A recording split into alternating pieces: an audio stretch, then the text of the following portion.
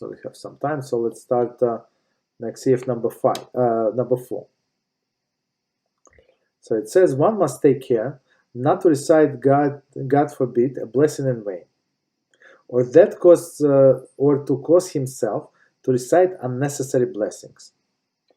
Okay, so there is a big difference between a blessing in vain and unnecessary blessing. Number 16. So what is it? Unnecessary blessing, bracha velatala. Blessing recited in vain, meaning that it was not necessary, is a blessing that does not accomplish anything, as when one recites the wrong blessing on food, or if he repeats the blessing that he had already recited. Right? So he said on apples, and now he and there were apples and cherries on his plate, and now he's saying a separate blessing on cherries, which is unnecessary. In a contrast, bracha she'eino tzericha, an unnecessary blessing, while it should have been avoided, is not totally purposeless. So probably example that not probably the example that I gave is more to this part, but we're going to see. And his example of this one is about to eat two foods with the same blessing, and recite a separate blessing upon each item. So as I said, so this example is actually to this one, unnecessary blessing. So basically he said blessing on apples, and it should cover the cherries too. It says separate blessing. Since this is what he had in mind to do when he began, it is not considered a blessing recited in vain. So somehow he decided that he wants to say separate blessing on apples and separate blessing on cherries. If it's not proper, it's a necessary blessing, but that's what he thought. Okay, so it's not as a bracha velatala. It's different category. For each blessing does indeed permit each food. Okay, so in his mind, he said is basically the laws of blessing. He can cover this blessing, this food with one blessing, but he decided to do it in two blessings. However, he could just as well have recited only one blessing on both. Okay, so we're almost done. Okay, let's try to finish this here. 16. 1 second, 16. Okay. If one erred and recited the blessing in vain, and likewise if in some way he came to err and said the name of HaShem in vain, he should say immediately after the name of HaShem, Baruch Shem Kevod Mochso Lo Enuveh.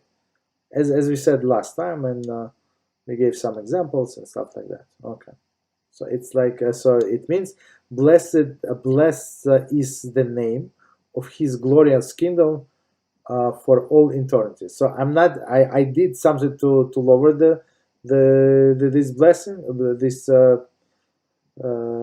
this blessing of the glorious kingdom. So now I'm trying to restore it.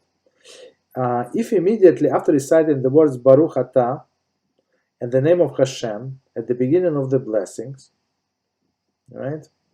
So let's see 17. Most of the blessing begins with the foundation Baruch Atah HaShem Elokeinu Melech HaOlam. Blessed is you, HaShem, our God, King of the universe. Right? So they're all the same. He realized that he does not have to recite the particular blessing. He should conclude the sentence with Lamdeni Chukecha. So he would say Baruch Atah Hashem Elokeinu Melech HaOlam Lamdeni Chukecha. Lamdeni Chukecha, teach me your statutes, right? Teach me your laws. It's from the Elim. Since the words Baruch Atah Hashem, bless you Hashem, together with the word Lamdeni Chukecha, teach me your statutes, okay? A complete verse in Tehillim 119:12. So you just say like you said the complete verse from Tehillim. It is therefore deemed as if he recited the name of Hashem in the course of Torah study, and then not in vain. So basically, you can study Torah if you dress and stuff like that anytime. If while reciting the blessing, he also began to recite word Elokeinu, number 18, he said Baruch atah HaShem Elokei, right? And then he realized that the blessing was unnecessary. Immediately after say Elokei, of the word Elokeinu, and he had not completed the words with a syllable nu. Sorry, okay. He should conclude the sentence with saying Israel Avinu Me'olam Ve'ad Olam. Since the words added to the words Baruch atah Hashem Elokei, also the words in the verse in the Divrei HaMim. So basically, like for me, it's like what I do, because it happens to all of us, unfortunately. So I just say Lamdeni Chukecha. So it's easier to remember like two words instead of the whole sentence. However, although he has corrected his error, he should nevertheless say it in this case as well. Baruch Shem Kevod Malchuso Lo Yalaboed, just in case. And we read the commentary number 20. Okay, so that verse in Divrei Yamim, blessed are you, Hashem, God of Israel, our forefather, from this world to the world to come. And 20, we say, since in a contrast to the previous case, here is not recited in complete verse. Okay, see the previous one. So basically, it's not complete verse. So he says Baruch Shem Kvod. Okay, but basically, if you say it anyway, it's not. It doesn't hurt anything. You just pray. It's another praise of Hashem.